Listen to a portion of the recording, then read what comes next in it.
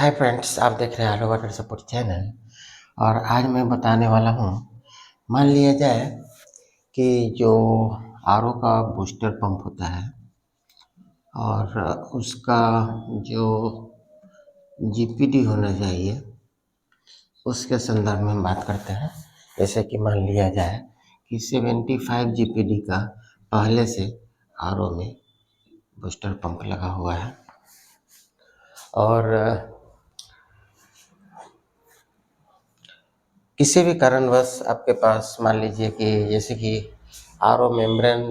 75 GPD का available नहीं है, आप क्या करते हैं कि आर ओ मेम्ब्रेन आप डाल देते हैं 75 जीपीडी बूस्टर पंप के साथ। और वो जो आर ओ मेम्ब्रेन होता है उसका जीपीडी सेम नहीं हो पाता है और वो आर ओ मेम्ब्रेन हो जाता है 100 जीपीडी का।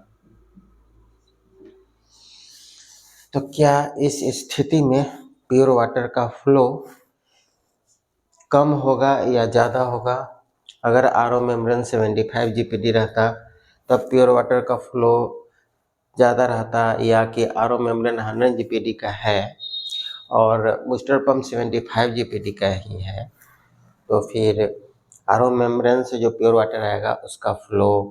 कम होगा कि ज़्यादा होगा? तो इस संदर्भ में मुझे यही कहना है कि देखिए, बूस्टर पंप को अगर सही प्रेशर में पानी मिलता है, एक एवरेज प्रेशर में कम से कम, या अगर मैक्सिमम प्रेशर में पानी मिलता है तो बूस्टर पंप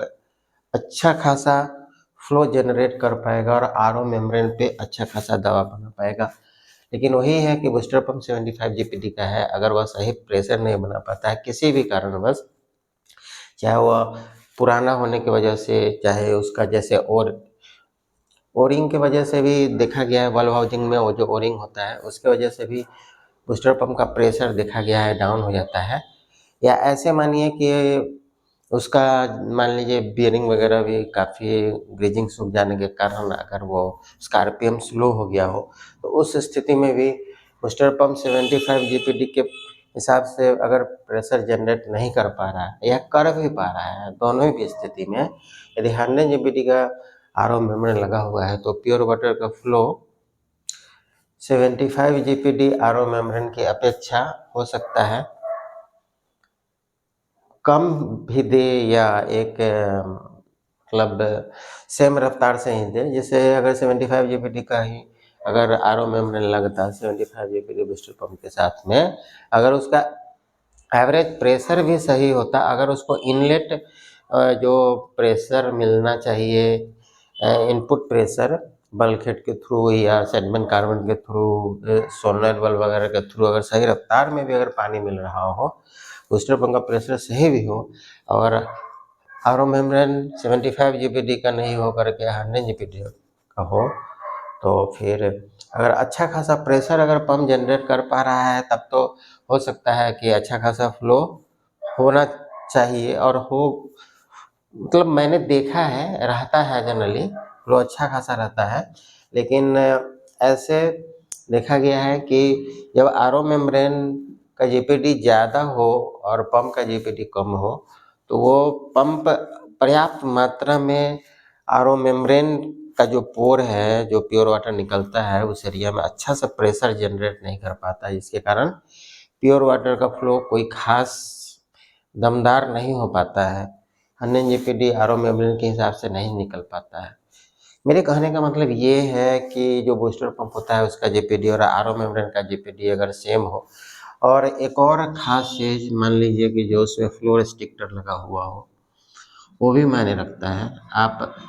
ऐसा न करें कि देखें कि अगर फ्लो कम है तो हम फ्लो रिस्ट्रिक्टर 300 मिलीलीटर पर मिनट वाला लगा लें या 450 मिलीलीटर पर मिनट वाला लगा ले, तो ऐसा नहीं करना चाहिए। 100 जीपीडी का अगर 75 जीपीडी का बूस्टर पंप है तो प्रेशर तो उसी हिसाब से जनरेट करेगा, लेकिन आर ओ मेम्ब्रेन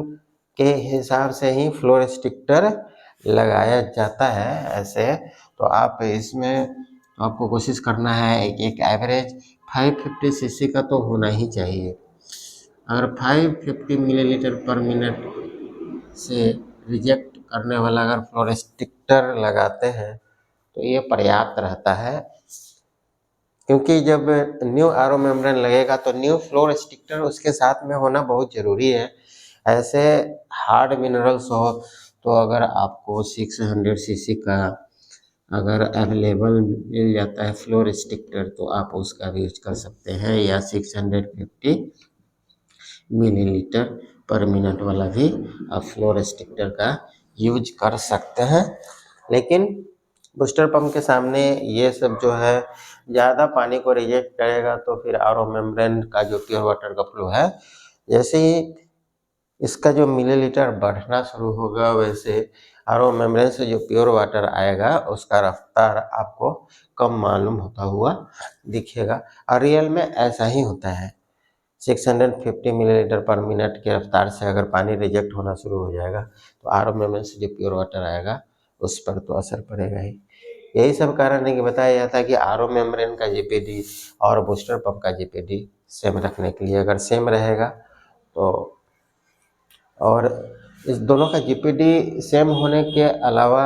जो बूस्टर पंप को पानी का फ्लो मिलता है, जो इनलेट प्रेशर मिलता है, वो उसका भी फ्लो रेट प्रेशर सही होना चाहिए। अगर सही रफ्तार में बूस्टर पंप को पानी मिलेगा तो प्योर वाटर आसानी से आएगा। और एक एवरेज अगर 100 जीपीडी का ही अगर आप आरओ मेम्ब्रेन के साथ 100 जीपीडी का ही बूस्टर पंप का यूज करते हैं तो आराम से आपके पास एक एवरेज 20 लीटर के हिसाब से पानी आ जाएगा प्रति घंटे के हिसाब से। तो इस वीडियो के माध्यम से मुझे आज यही बताना था, तो ये वीडियो आपके लिए हेल्पफुल है। आप इस वीडियो को लाइक कीजिएगा, शेयर कीजिएगा और कमेंट कीजिएगा। Thanks for watching this video.